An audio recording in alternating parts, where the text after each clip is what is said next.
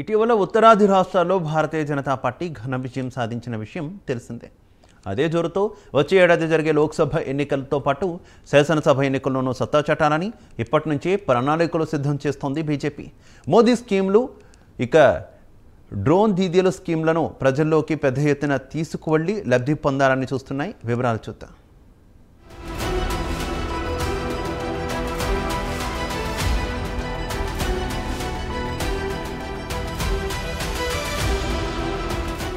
వచ్చే లోక్సభ ఎన్నికల్లో మహిళా ఓటర్లను ఆకర్షించేందుకు బీజేపీ భారతీయ మహిళా మోర్చాను రంగంలోకి దించుతుంది.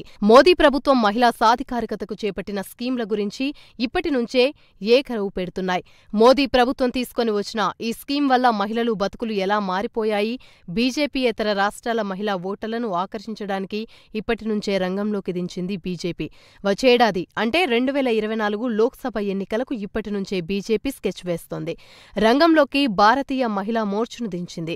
నరేంద్ర మోదీ ప్రభుత్వం అమల్లోకి తెచ్చిన పలు స్కీమ్ల గురించి ఈ మహిళా బీజేపీయేతర రాష్ట్రాల్లో ప్రచారం మొదలుపెట్టబోతున్నాయి.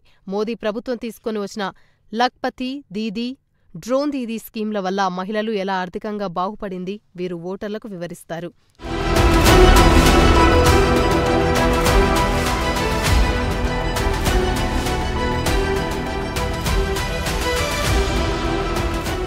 ఇక లఖ్పతి దీదీ పథకాన్ని ప్రధానమంత్రి నరేంద్ర మోదీ ఈ ఏడాది ఆగస్టులో ప్రకటించారు. దీని ప్రధాన ఉద్దేశం గ్రామాల్లోని మహిళలు సొంతంగా చిన్న చిన్న వ్యాపారాలు ప్రారంభించుకోవడానికి శిక్షణ ఇస్తాయి. దీని ద్వారా సంవత్సరానికి ₹1,00,000 వరకు ఆదాయం సంపాదించుకోగలుగుతారు.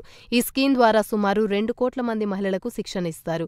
మోదీ మరో స్కీమ్ విషయానికి వస్తే డ్రోన్ దీదీని గత నెల నవంబర్లోనే ప్రకటించారు ప్రధాని మోదీ. ఈ స్కీమ్ కింద 15,000 మంది మహిళలు స్వయం ఉపాధి పథకం ద్వారా లబ్ధి పొందుతారు. వారికి వ్యవసాయం కోసం డ్రోన్లివ్వడం జరుగుతుంది.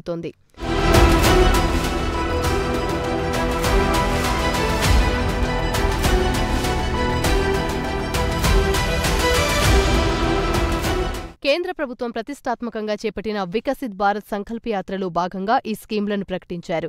వికసిత్ భారత్ సంకల్ప యాత్ర ద్వారా అర్హులైన లబ్ధిదారులకు కేంద్ర పథకాలను అందించడమే దీని ప్రధాన లక్ష్యం. ఇప్పటి వరకు కేంద్ర సంక్షేమ పథకాలు లబ్ధి పొందని వారికి పొందేలా చేయడం దీని లక్ష్యం. అయితే ఈ ప్రచారానికి మహిళా మోర్చా సభ్యులను ప్రచారానికి వినియోగించుకుంటారు. వీరంతా కేంద్ర సంక్షేమ పథకాల ద్వారా తాము ఎలా లబ్ధి పొందారో తమ అనుభవాలను మహిళా ఓటర్లకి వివరిస్తారు.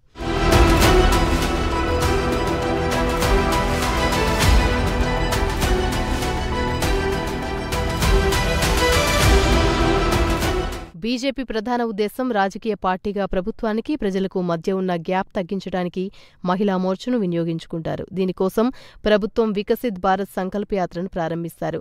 తమ కార్యకర్తలకు లబ్ధిదారులు ఎవరో బాగా తెలుసు కాబట్టి గ్రామ పంచాయతీ స్థాయిలో లబ్ధిదారులను వారి అనుభవాలను తెలుసుకుంటారు. వారికి గృహ రుణం లభించిందా అనే వాకప్ చేస్తారు. లేదా వారికి ఇతర సమస్యలు ఏమైనా ఉన్నాయా అని మహిళా మోర్చా ప్రతినిధులు అడిగి తెలుసుకుని వారి సమస్యను పరిష్కరించడానికి ప్రయత్నిస్తారని బీజేపీ మహిళా మోర్చా చీఫ్ వానాతి శ్రీనివాస్ చెప్పారు.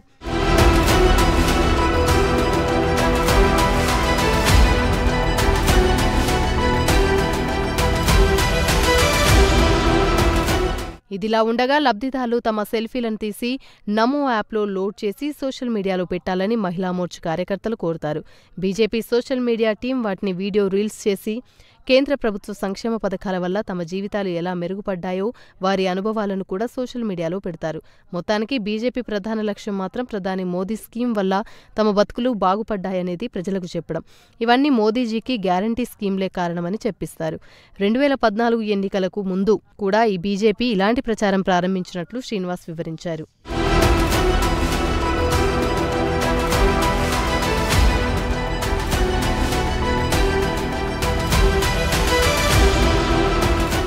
ఇక లఖ్పత్ దీదీ స్కీమ్ కింద కొంతమంది సొంత ఇల్లు పొందారు.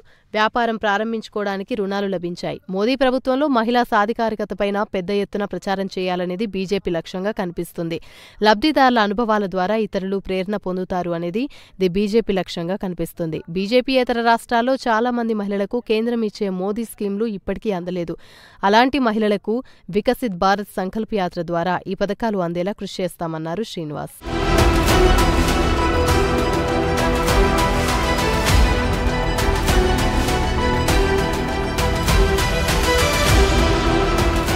అయితే కేంద్రంలోని కానీ రాష్ట్రంలో కానీ బీజేపీ అధికారంలోకి రావడానికి మహిళల పాత్ర అత్యంత కీలకంగా మారింది.